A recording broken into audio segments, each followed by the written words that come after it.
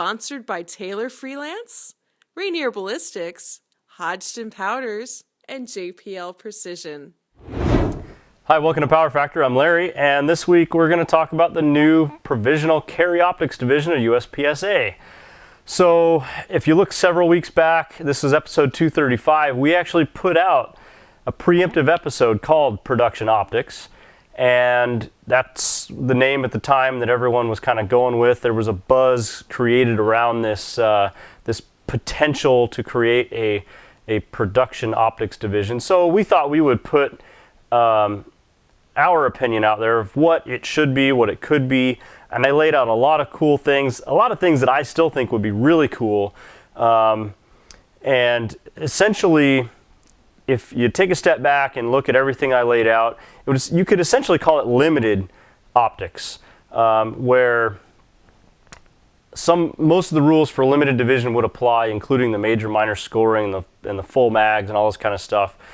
But I said, we shouldn't have all that trick stuff that makes a race gun, like mag wells and thumb rests and slide rackers and stuff like that. We want this to kind of be more of a combat-oriented, kind of tactical optics division, if you will. And that's what that episode was all about.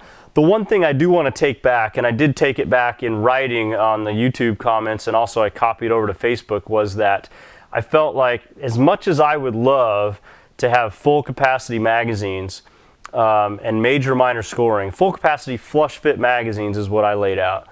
And major minor scoring. After I kind of thought about it, I thought, most likely, or very likely, there would be a large number of people taking their regular old production gun, shooting 10 rounds per magazine, and going, well, how about I just load it up to 17 rounds, or whatever the case may be, and just go shoot carry optics with not outlaying any cash at all, just shoot my iron sights in this new division, shoot against the optic guys, but then I can just load fully loaded magazines and I don't have to reload as often. So that sounds fun to me, I'll go do that. So with that thought, I had that thought later, then it would probably kill participation in production division, which is our second largest division, our fastest growing division, and there's no way USPSA wants to mess with that. So we want to keep participation in production division as it is.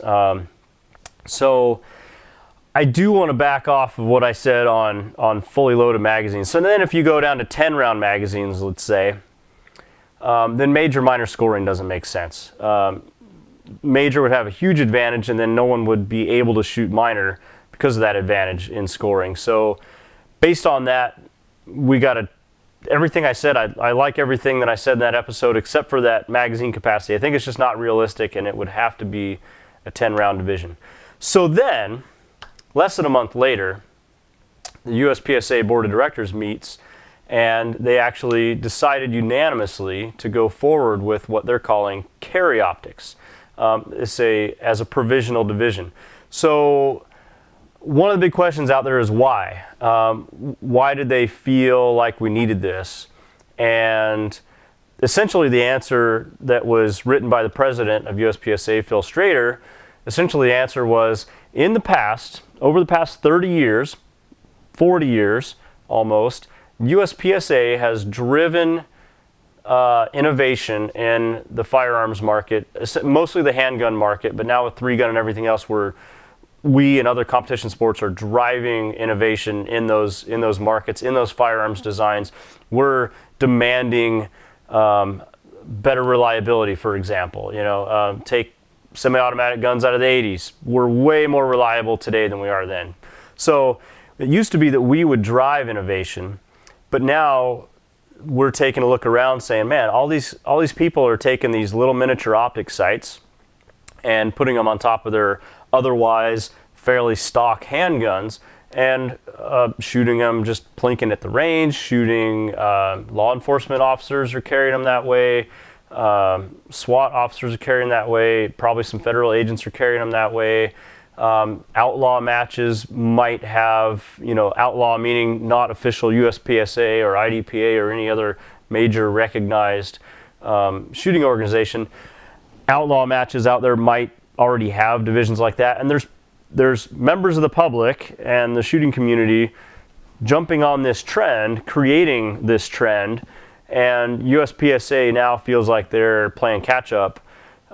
Feels like they're behind the 8 ball on getting something out there ahead of time. So they felt like there's enough demand in the market to jump in with this, and admittedly behind the 8 ball, but let's get on it now and maybe push innovation in that world.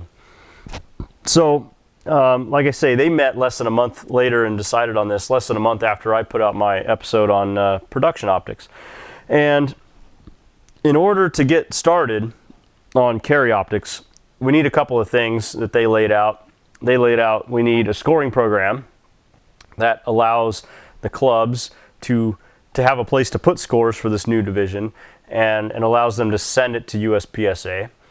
So that's one thing we need. USPSA needs to modify their database in order to receive those scores.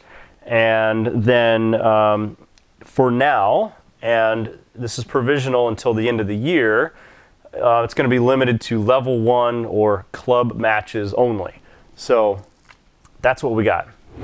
So essentially now what we have is production optics, which is kind of the thing I was campaigning against in episode 235.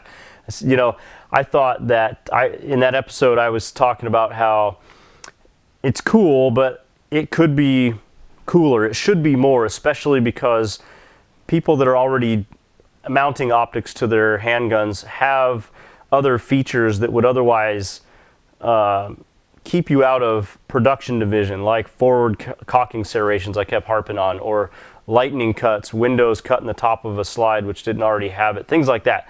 So I was hoping they didn't do that, but that's essentially what we got. Essentially, carry optics could be called production optics for the most part.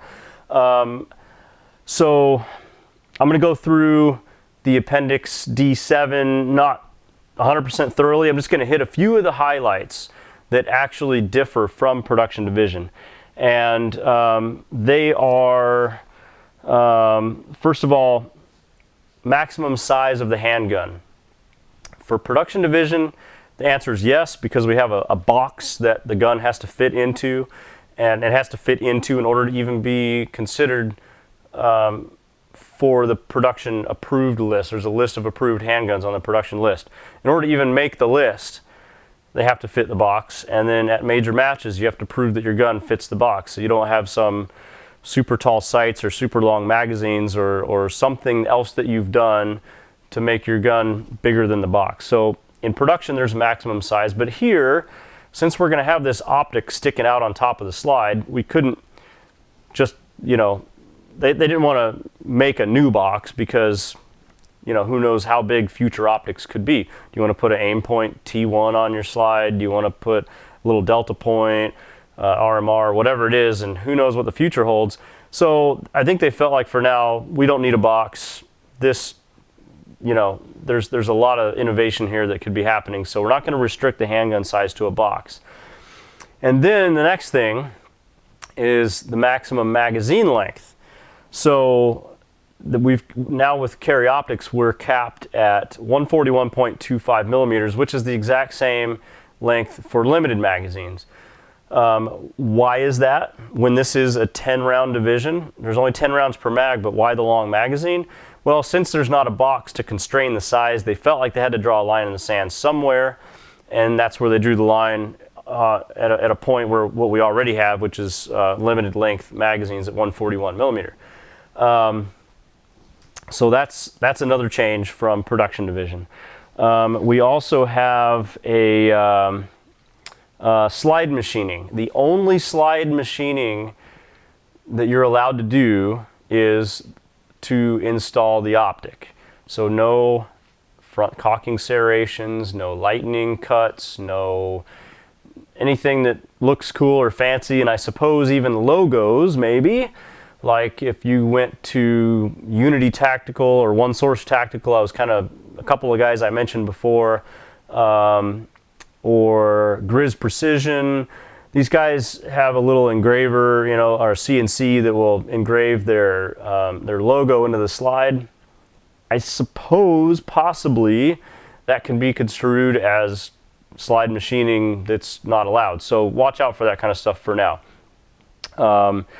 Another one of the changes from production division is that instead of 2,000 having to be made at a minimum, now we're at 500 for carry optics. And for now, we're pulling handguns from the production list. So if a handgun's already on the production list, there's 2,000 of them that have been made. But in the future, as I understand it, if we get at least 500 of some new gun that's not already on the list and it's otherwise approved for carry optics, it'll be good to go.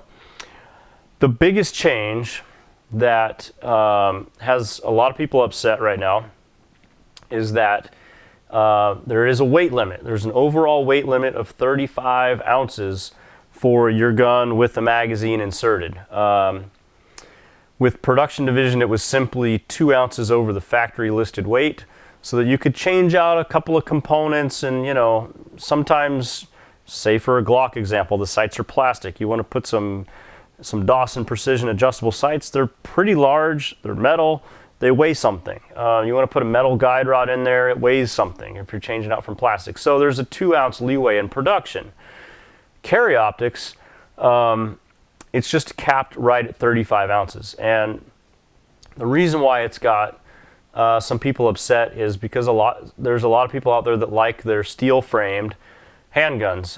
Mostly the CZ is very popular these days, and there's numerous other guns out there that are already on the list but would be too heavy. They're already too heavy as it is before you put an optic on there. And the net change of putting an optic on the gun is roughly neutral. If you machine out some steel and you put on an aluminum scope that's real light, especially like a Delta Point, you could even drop a little bit of weight, but it's essentially neutral. So guys that already like guns that are heavier than 35 ounces are upset a little bit at this right now.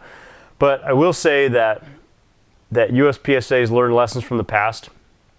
They're starting very strict right now with this to see how it goes, and they can always open it up later. If they set the boundaries real tight right now, they can always loosen them up in the future. But if you set the boundaries real wide and then you want to constrain them, well, then somebody says, well, I spent money on a gun that fits this set of rules, and now you're telling me I have to eliminate certain features, which I can't unless I completely scrap the gun and start from scratch. So that would upset a lot of people. So that's why for now we're starting off with a very strict set of rules, which, like I said, is essentially production optics. So other than that, that's what we got. I hope you guys are excited about it. I am excited about it. It's something like a new division is always one of the most exciting things that we can do in our sport. It's the kind of the biggest changes when you see a group of people with a new type of firearm that wasn't being shot previously. So that's pretty exciting. I am planning to shoot carry optics. Probably, well, it depends on how soon I can get the gun back, but I'm just now getting my Glock 23 slide shipped out to Grizz Precision, and they're in Rainier, Washington. Local gunsmith. They're a good bunch of guys. Been talking with them. I feel pretty confident about them doing the work on my gun. I've been not only chatting with them, but checking out their stuff on Facebook. Grizz Precision, Grizz, if you want to check them out. And I feel good about letting them work on my gun for sure. So we're gonna take that RMR that I showed off and mill out a place in the slide for that to mount low as it can go. And I'm going to refinish it in some kind of Cerakote. You'll see how that looks when I decide on the color.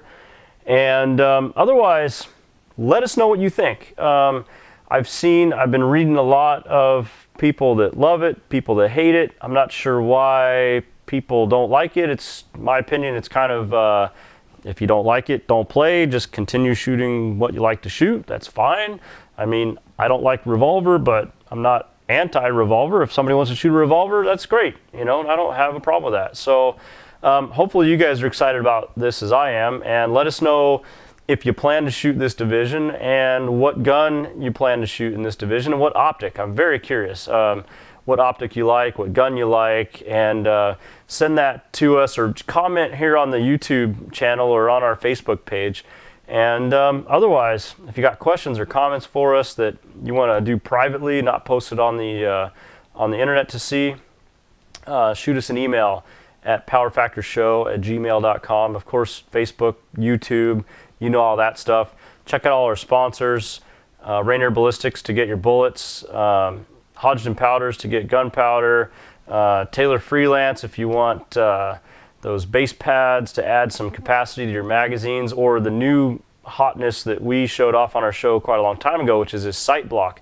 People are loving that sight block to extend your Glock 22 out to Glock 24 length and make a sight tracker type effect. So people are loving that.